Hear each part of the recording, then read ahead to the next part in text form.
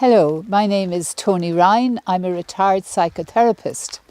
And ever since I took a module on ecopsychology, I have looked differently at the pain that people bring to therapy sessions. I see that pain not just arising out of individual pathology and family pathology, but out of the much wider context of being part of the web of life. If we are part of the earth and the earth is hurting, as we know, then it is only normal that we hurt as well. It's a normal response, not a pathological one. And the more knowledge we have about the huge loss of biodiversity and how it is affecting our very existence as human beings, it is not surprising that there is more fear, more anxiety, more despair presenting. We are not just living unsustainably physically, but we are also living unsustainably psychologically. So there's, in terms of healing, I think there's a twofold aspect to it. One is we need to have all the information, and then we are going to have to face the inevitable despair and sadness that arises from that destruction. But hopefully this awareness will bring us into wanting to care for the earth and to care for the healing of the earth. And in this video, you see how people are caring for it in whatever way is appropriate for them. Whether it's minding bees or birds or butterflies or hedgerows or hens or trees or soil or seeds or clean air or gardens. What is really lovely is this work is not difficult work. It's healing work. And the more that we connect with nature and relax in its beauty, the more we are healed itself.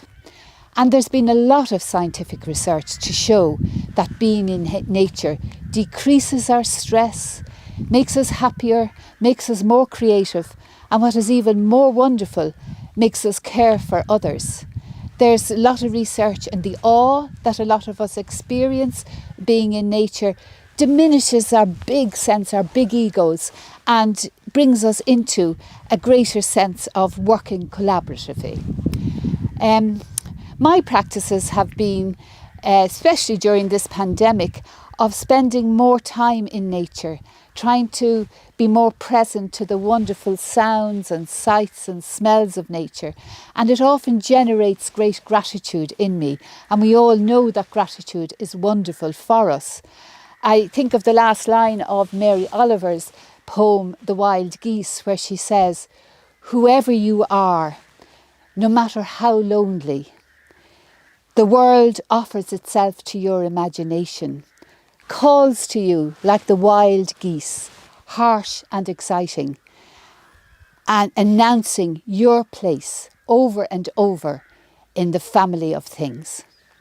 The other thing I've been doing in the last few months has been growing and sowing seeds and germinating seeds for this wonderful Cúin Bio educational space, which is connected to the farm. And what I want to say about the seeds is these seeds are all seeds that have been saved by our farm or by people who give us their seeds in exchange for seeds we give them, or from seed savers, and just really the importance of saving our own seeds. It is a way of us preserving proper, reliable, generic resources for the future generation. And we need to do this to collect seeds in the face of all the corporate entities who are getting bigger and bigger. And it is our way of being resilient, having seeds that are for our local climate in the face of climate change, that will adapt to the changing weather patterns and then possible food security shortages.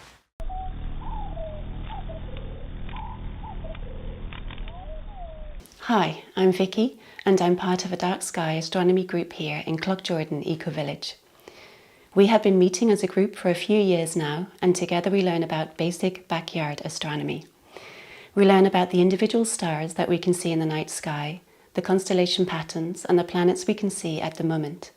We also learn how to use binoculars and an online planetarium with star maps.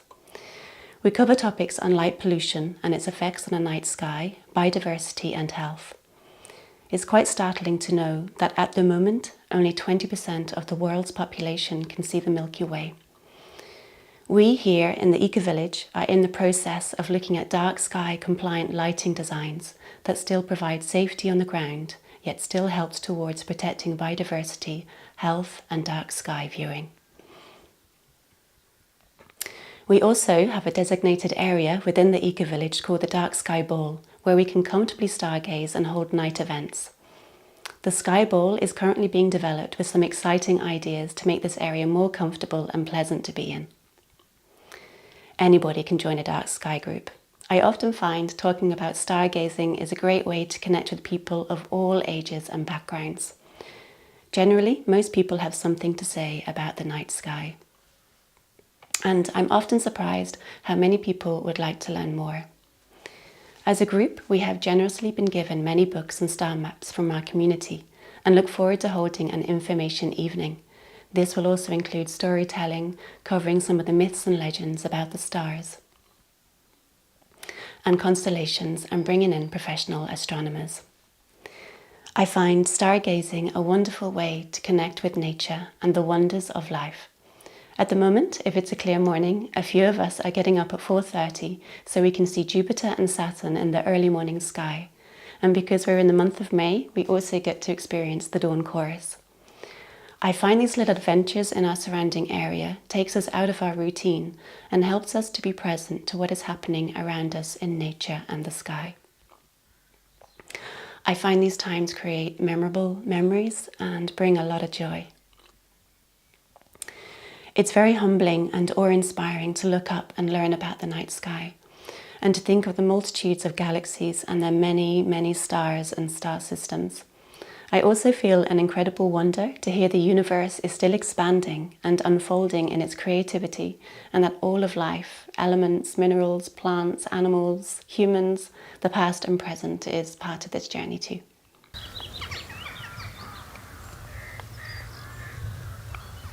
I'm Pat Bowe. I live on the Step Road in Cloughjordan, literally at the back of the Ecovillage.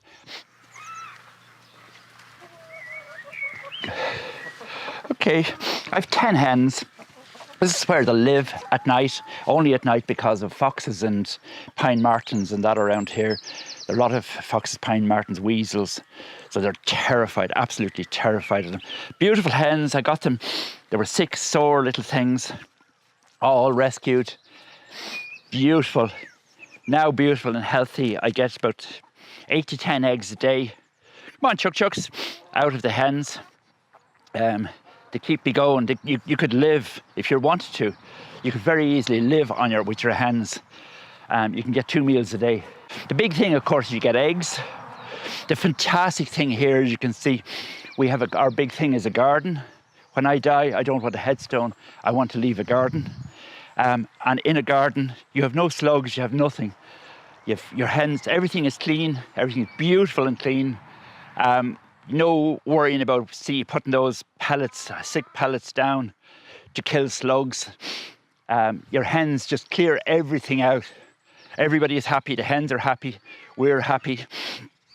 They give me a feeling of, I retired September 12 months ago.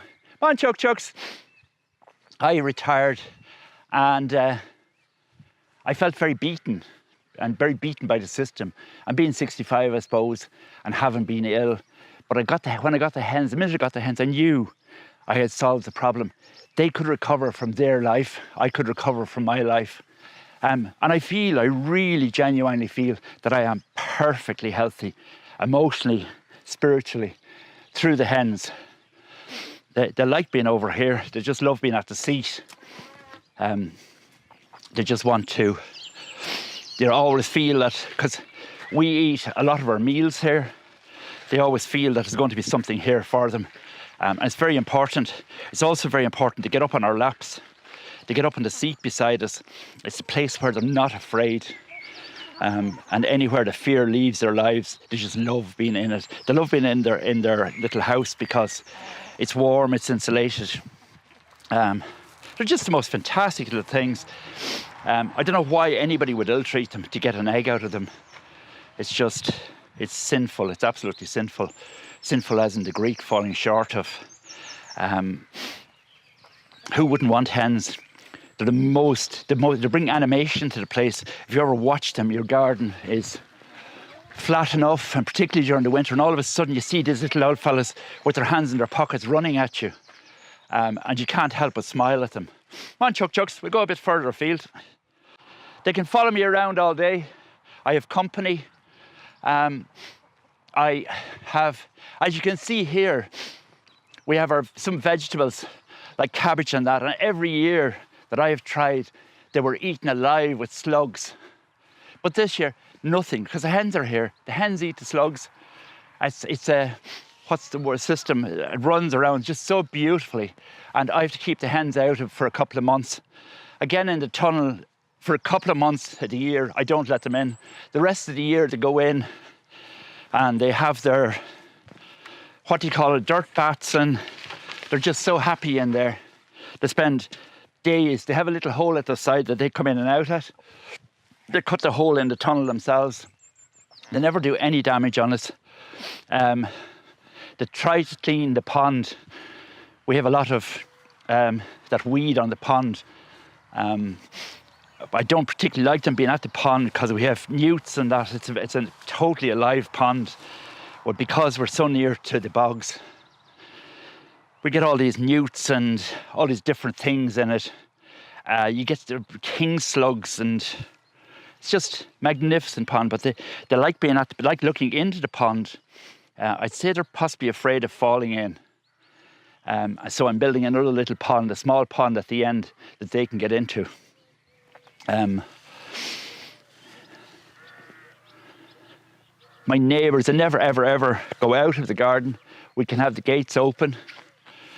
The neighbours' fence can be down. They won't go anywhere. They're just quite happy to be where they are.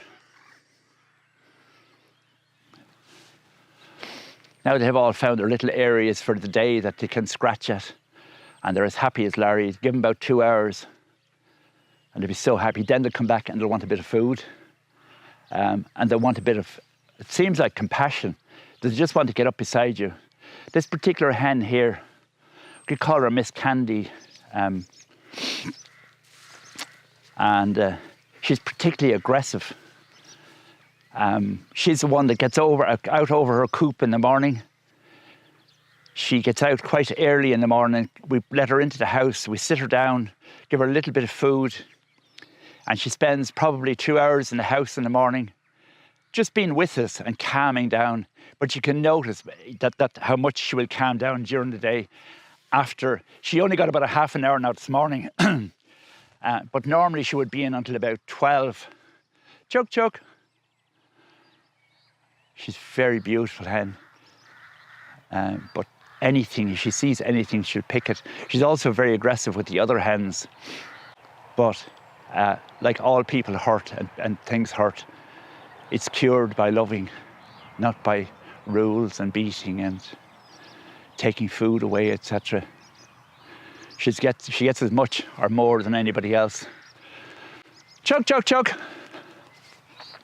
So that's my hens. Wonderful little thing. She's coming back again. There you go, Candy. If anybody ever saw Pose, they will understand the character Miss Candy in Pose, and they will know. And when Candy dies in Pose, you realise what a beautiful, calm and hurt person she was. Our Candy is the same. Here, Candy.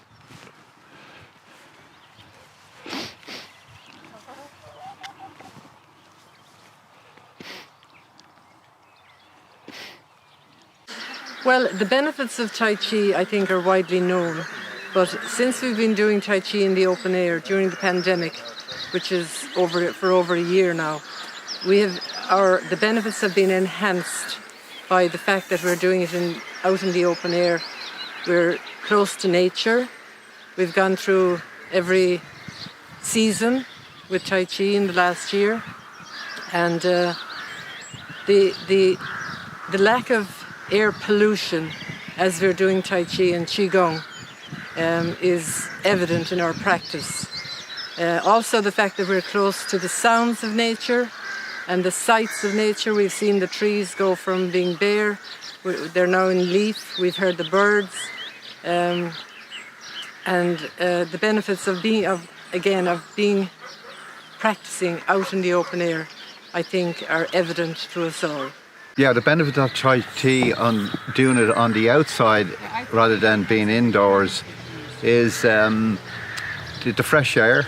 You're breathing in nice fresh air. Also, you're listening to the sounds of birds. And now sometimes we do get an odd person cutting a lawn or something like that, but in Tai Chi is to not let things distract you from what you're doing, like your moves and that.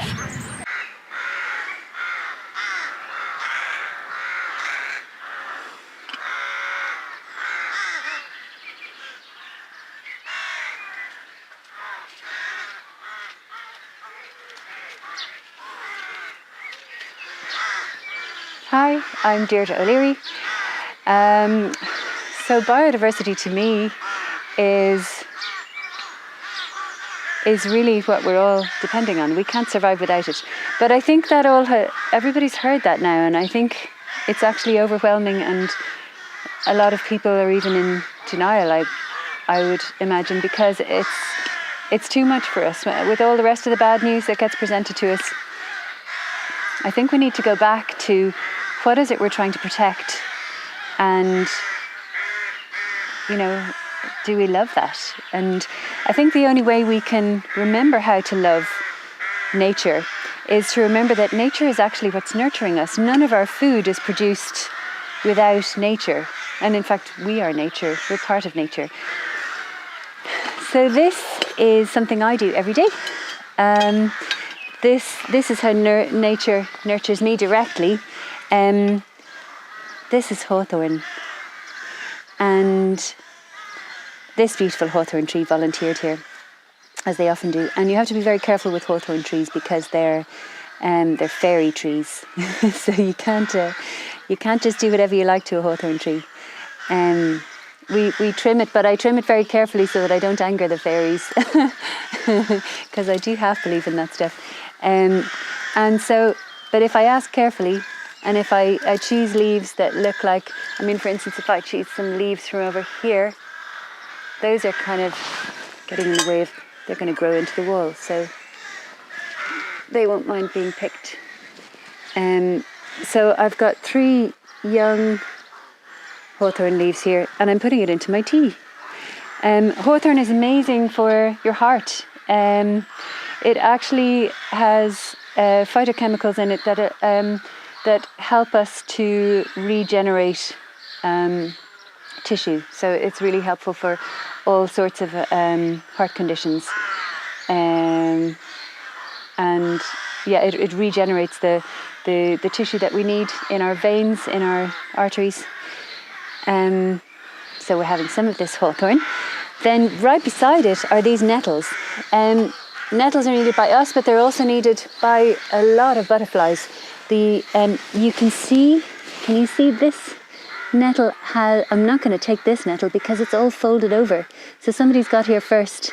So that's another insect. I'm not an insect, but an insect has laid its babies of some kind in here. So we're going for nettle tops that don't have something laid in them. Here's another one that's being inhabited just here.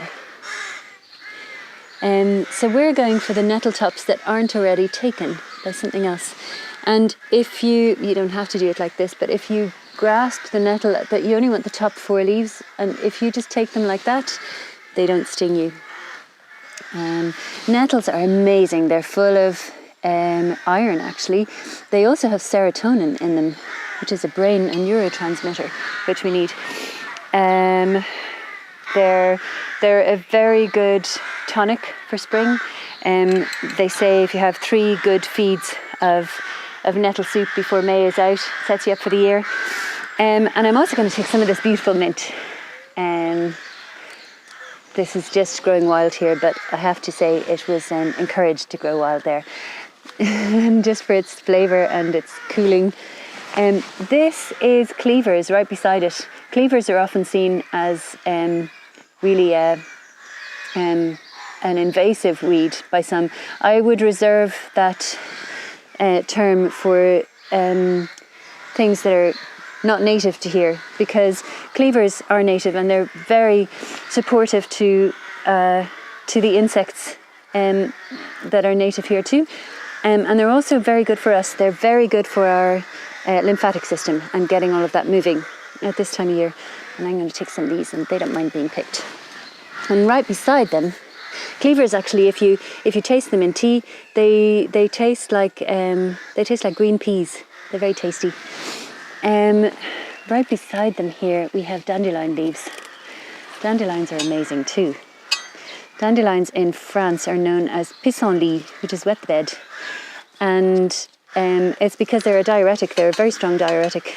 But they also, like with chemical diuretics, with synthetic diuretics, you would be encouraged to take potassium as well. Leave ones that the birds haven't pooed on. You would be encouraged to take potassium as well, so that you don't get dehydrated if you were taking synthetic diuretics. But actually, dandelions are the complete package. They're full of potassium themselves. Yes, what else have we got here?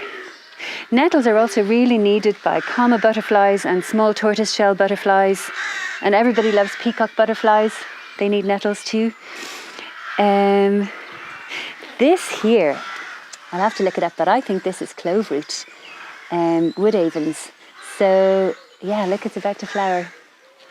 So I'm not going to take any of this today, but in October we can dig these up, or not too many of them, but since they're beside my house and not in wildland where you can't dig anything up, I can dig a couple of them up and use the roots to flavour some brandy as clove.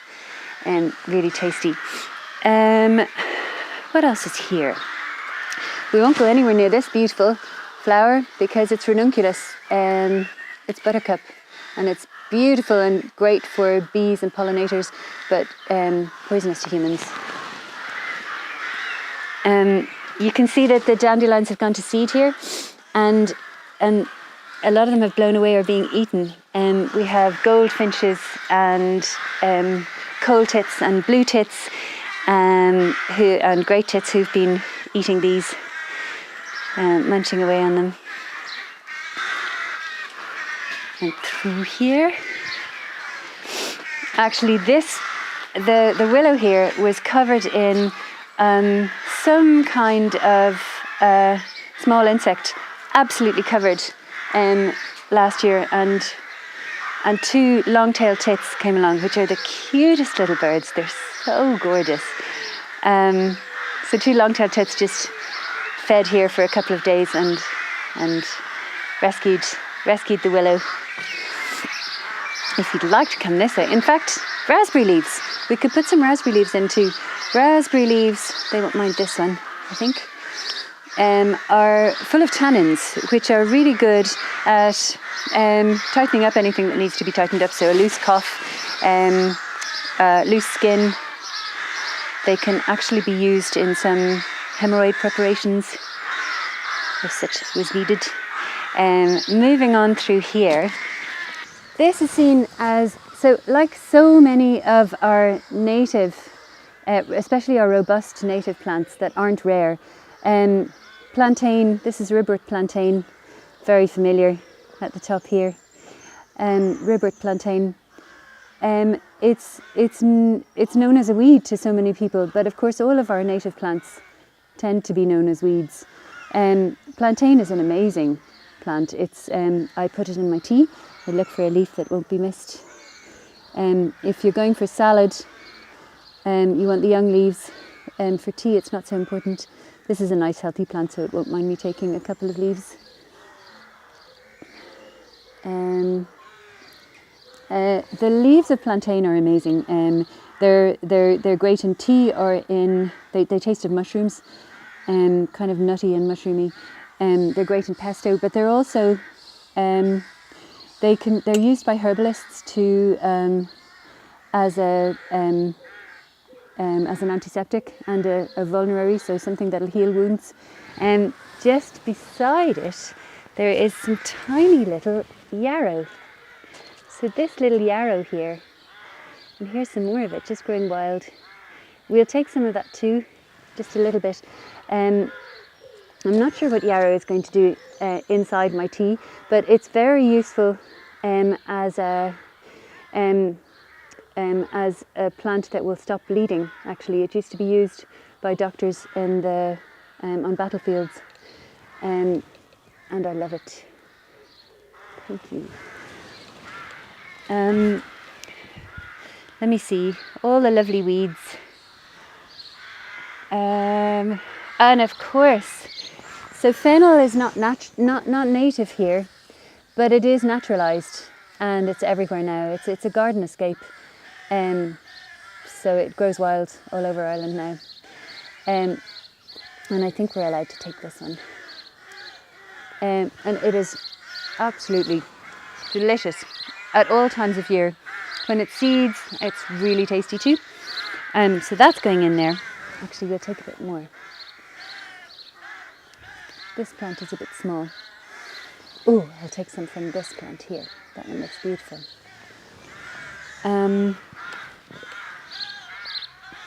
Yeah, we have a lot of docks here. I don't. A more perfectionist gardener, which you can see I'm not, would be removing the docks. I do remove them when they're getting in the way of plants that I really want to favour. But the docks, what they do is they when they go to seed, they send up seeds that are just fantastic for all the tits and the finches during the rest of the year, and during the hungry season for birds.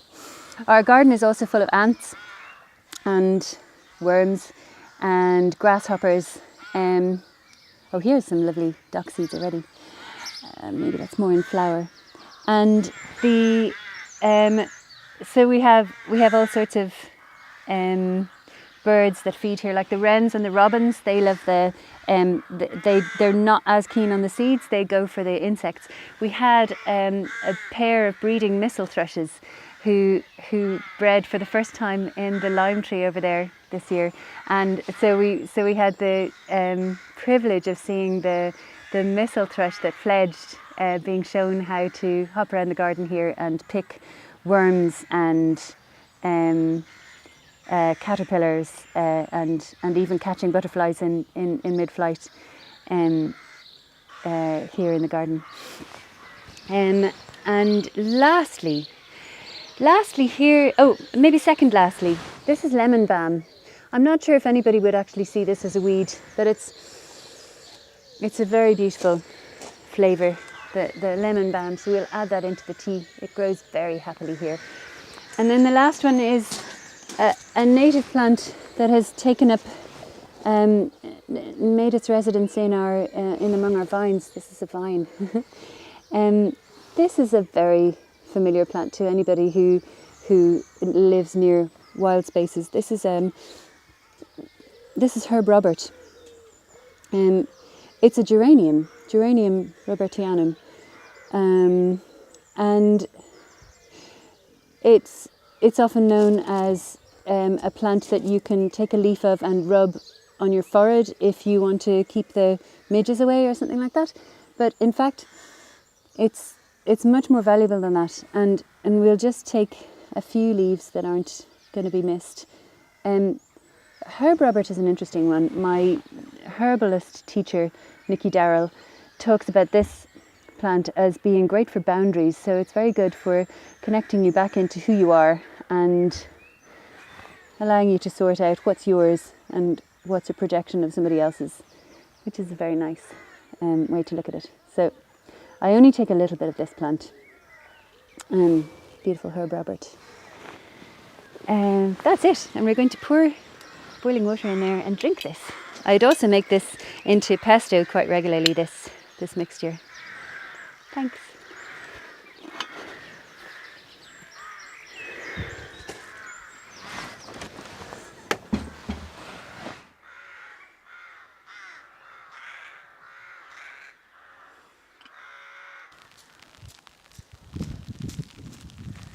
Hi, welcome everybody to the Sensory and Wildlife Garden.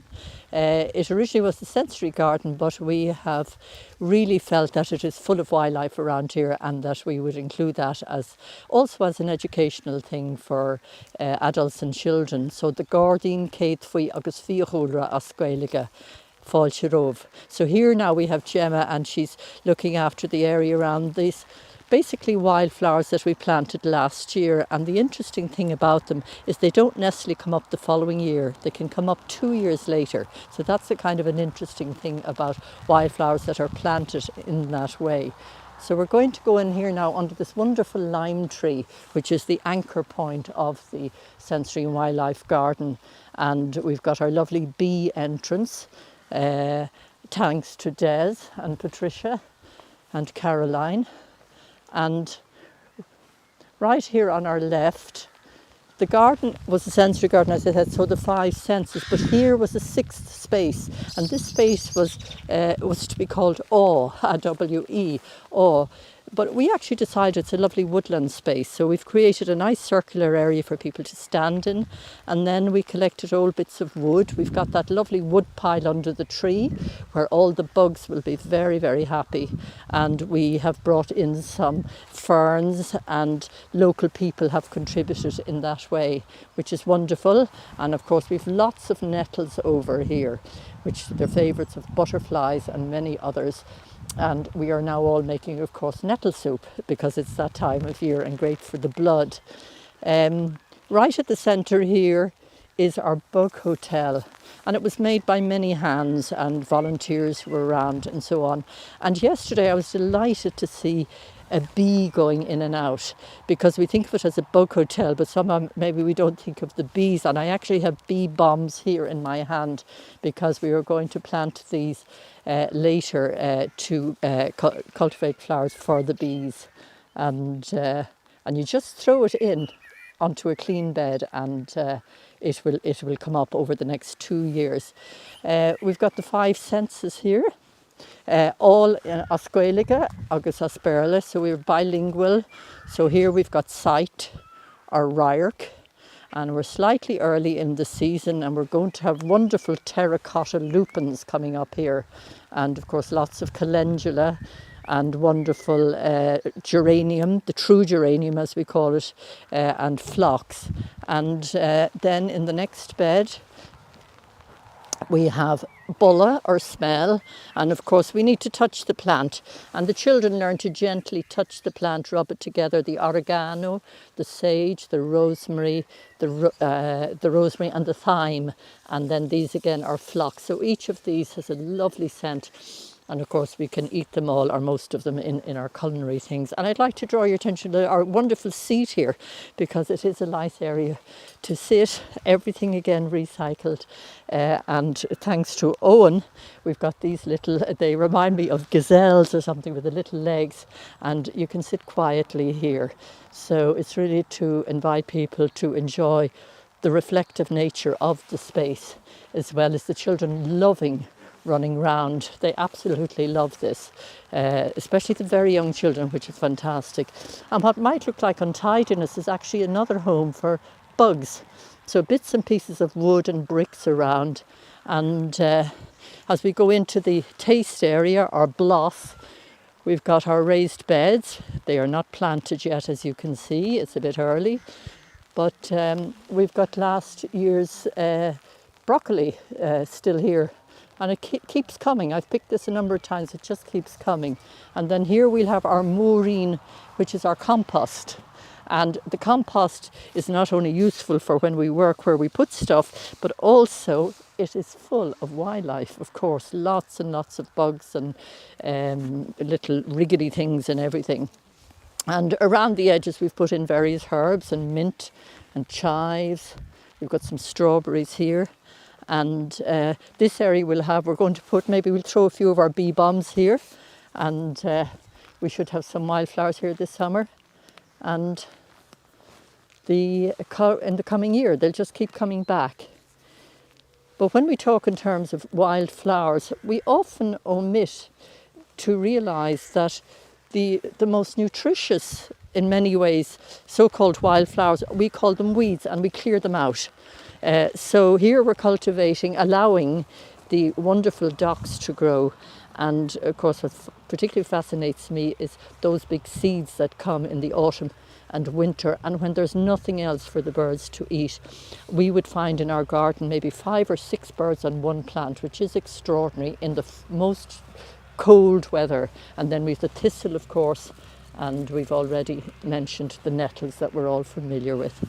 So just on the theme of biodiversity, we're extending the garden out around here simply because we had a pheasant behind this mound nesting last year, and it's so inspired us to make an area where birds would feel safe to nest, and so that they nested there. Then we had the blackbird that nested right halfway up the tree here, a kind of an open nest, and it had 2 little ones. So we thought, what about the ground nesting birds in Ireland? They're very small and they like to be on the ground. So this is just the beginning, you're seeing, of an area that we will continue to cut. The hawthorn, the blackthorn, because we'll have lots of little prickly things to discourage anyone else from going in, animals especially, of course, and we will cut it every year, and it will develop into a thicket this whole length here, and then the birds will be able to nest safely there. And around the edge we will include more trees right around the edge here, and all the other plants we've planted have berries in the autumn for wildlife, obviously, and also appearance, and then the flowers in the summer, which are wonderful, of course, for the bees. So that's kind of a general feel of the area. We planted a whole circle of the Irish bluebells around here, and they said they won't come well in the first year, and they haven't, but we look forward to them next year. Okay, my name is Gay, and I'm working here in this beautiful sensory garden. And to me, this garden is really a place of tranquility, and I find it like a haven that calms my mind and my heart, and I just love coming here. And every time I walk in here, I just need to take time to breathe in and enjoy its beauty, and just let the peace of this place enter into my life, and just let the joy and the energy fill me more and more. And also, as I'm breathing in, I'm aware and I'm mindful of the gift of each of the senses. And I know that people have come in here with autism and have found that here has been a good place for them to be. And children have come in bouncing and feeling the joy of the place and feeling the energy of the place and bringing their own joy into the place as well. And it's just lovely to see. And it's just to take time here to sit down and breathe it in and let go of anxiety and stress. I think that that's what this garden is really about. And I'm so grateful for it. And sometimes I find myself even bringing in the whole world into it because of India and Brazil and Nepal and all of the anxieties are now around the Palestinians and the war. We can bring them all into this place and send the energy of here out. It's like a little oasis that can go out to the whole world.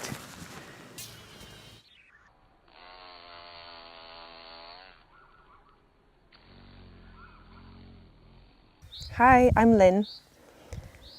I walk under the same stand of trees most days. They make me feel less self-important, less like I'm out there on my own, trying to stay upbeat in a world of concrete. I feel lighter and smaller and part of a team. The more time I've spent with the trees, the more all of their personalities seem to emerge. The birches with their dappled sunlight and bright trunks, and the ancient beeches overlooking animal tracks and hideaways. The apples and the cherry trees weighed down with their blossoms like they're on their way to an enormous family celebration.